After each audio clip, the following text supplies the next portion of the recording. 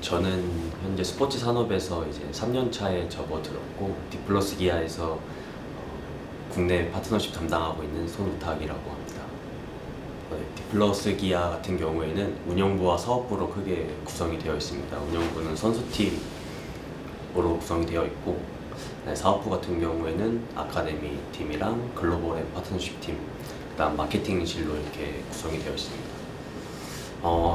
총 인원은 40명에서 50명 정도 구성되어 있고요.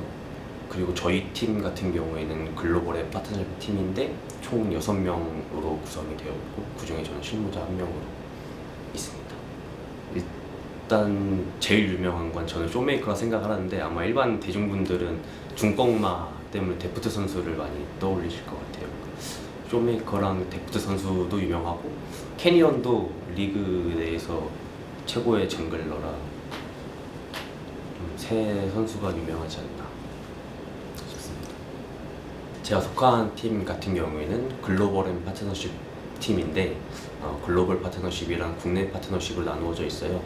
그 중에 저는 국내 파트너십 담당을 하고 있고 담당 업무로는 이제 기업 분석부터 그다음에 제안서 작성해서 실제 제안까지 하고 파트너십이 체결이 되면은 권리사항 같은 파트너십 프로그램 실행까지 1년의 과정을 다 맡아서 진행을 하고 있습니다. 일단 제일 먼저 했던 대회 활동이 대한축구협회에서 했던 드림 KFA예요.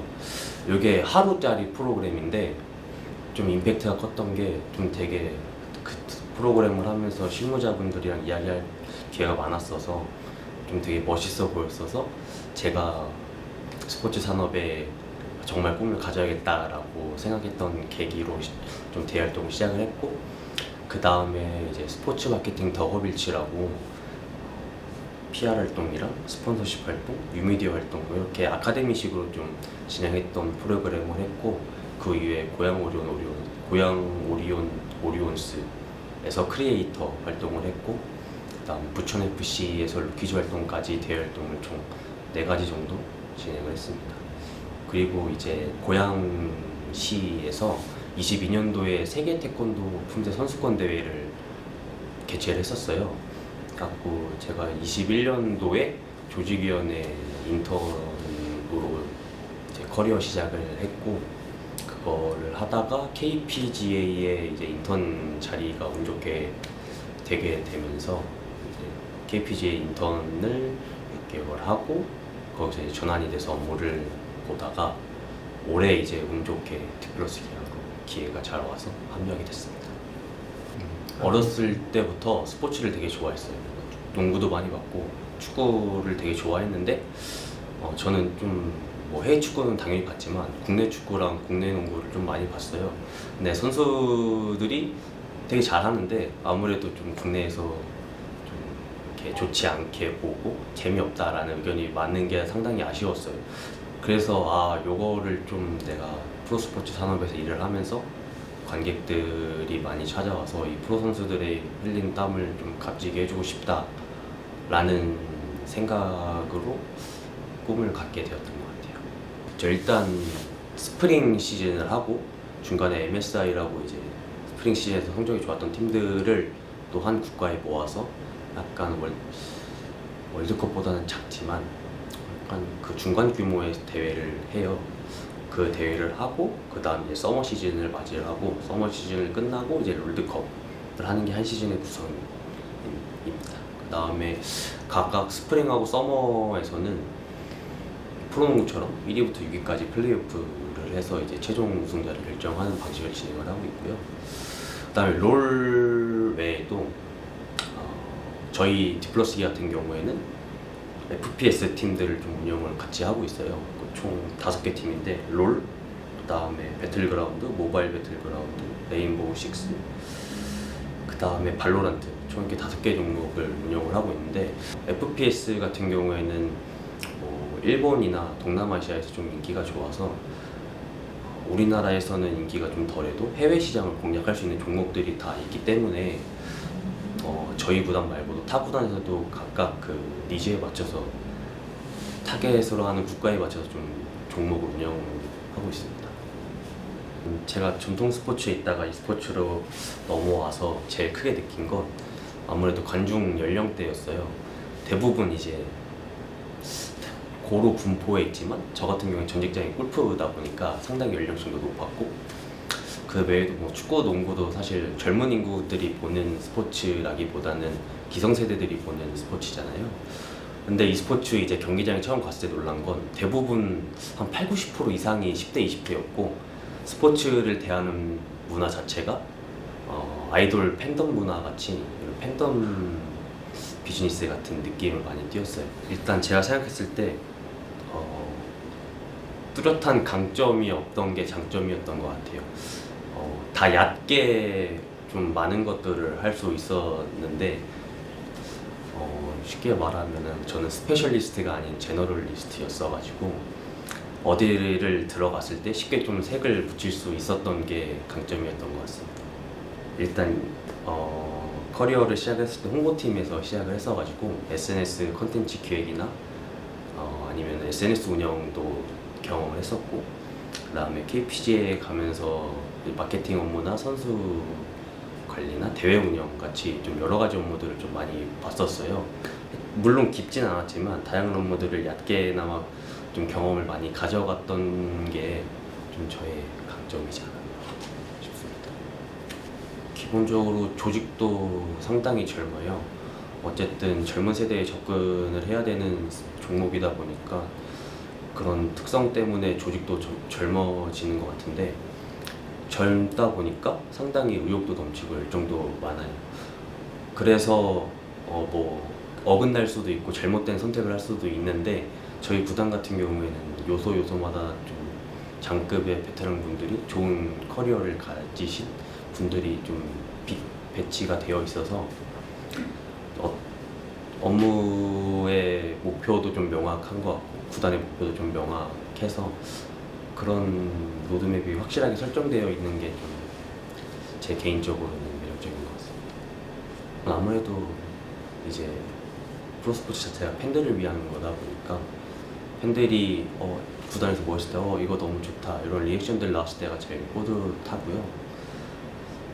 애로사항은 뭐 딱히 없는데, 그나마 좀 불편한 점은 스포츠를 볼 때 광고판을 좀 보게 되고 저건 얼마일까 이런 생각이 드는 게 그건 좀 불편한 점인 것 같아요. 일단 제 기준으로 저는 거의 10시 출근해서 7시 퇴근이 고정이고요. 그 안에서 이제 뭐 외근이나 미팅이 있으면은 밖으로 자유롭게 좀 나가는 편이고, 저 외에 이제 다른 팀, 운영팀이나 이제 팬 비즈니스 이런 마케팅 관련된 팀들은 선수들이랑 좀 이렇게 맞닿아 있는 부분이 많다 보니까 거의 이제 경기 날에는 계속 경기장에 있고, 외에도 이제 콘텐츠 촬영 있으면 콘텐츠 촬영 따라가고, 이러다 보니까 정해져 있는 스케줄보다는 좀 자유롭게 좀 운영이 되는 편입니다. 보통 일단 채용 오픈은 저희가 결혼이 발생했거나 아니면 추가적으로 인원이 필요할 때 해서 좀 정해져 있는 시기는 따로 없습니다. 그래서 보통 이제 팀에 새로운 인원이 필요하거나 아니면 누가 나와서 대체자가 필요할 때 채용이 열리는 편이고요. 채용 프로세스 같은 경우에는 뭐 특별히 다른 점은 없고, 뭐 똑같이 서류 제출을 하고 그 다음에 1차 면접, 2차 면접 하고 이제 최종적으로 입사를 하는 과정 가지고 있습니다. 이게 좀 아무래도 현업자들이 공통적으로 하는 말인 것 같은데, 대부분 젊은 좀 친구들이 e스포츠에서 일을 많이 하고 싶어 해요. 근데 e스포츠만을 위한 취업 준비는 없다라고 생각하거든요. 그 모든 전통 스포츠나 e스포츠 똑같이 접근을 해야 된다라고 생각을 해서 전통 스포츠 취업을 준비하듯이 똑같이 뭐 대회 활동도 많이 하고 스포츠 쪽의 경험을 많이 가져가고, 그 외에 뭐 정량적 스펙이든 정성적 스펙이든 저희가 일반적으로 생각하는 그런 스펙들을 좀 동일하게 갖추어야지 e스포츠에서도 똑같이 강점을 보일 수 있을 거라고 생각합니다. 정량적인 스펙은 개인이 갖추기 나름인 것 같고, 저는 좀 실무 경험이라던가 대활동 같이 그런 간접적으로 경험을 좀 최대한 많이 하는 게 더 유리한 것 같아요. 저희가 별도의 대활동이나 인턴십 프로그램 운영을 하고 있지는 않은데, 저희 구단 산하의 디플러스 e스포츠 아카데미라고 아카데미를 따로 운영을 하고 있어요.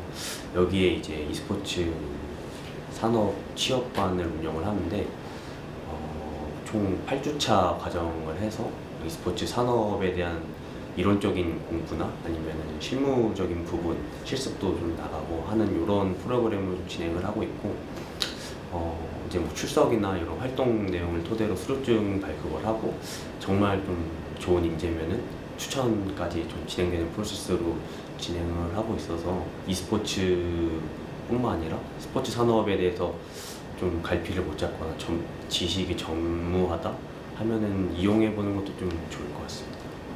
일단 대부분 스포츠 산업에서 일을 하고 싶어 하지 그 산업 안에서 어떠한 업무를 하고 싶다라는 생각을 보통 잘 안 하시더라고요.